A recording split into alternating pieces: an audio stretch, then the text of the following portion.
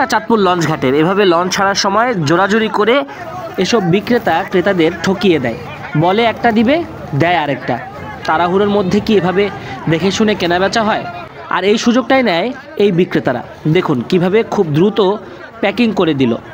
একরকম জোর প্রয়োগ করে এই ধরনের কেনাবেচাগুলো হয়। অল্প সময়ের মধ্যে আকৃষ্ট করে ক্রেতাদের আর নিজেরা ফায়দা লুটে নেয়। ঠিক লঞ্চ যখন ছাড়বে সেই শেষ মুহূর্তে এসে তারা এরকম জোরাজুরি করে বেচা কেনা করে মাছ।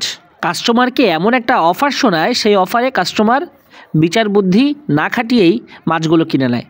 লঞ্চ ছেড়ে চলে যায় ঘাট, আর তাদেরকে তো খুঁজে পায় না।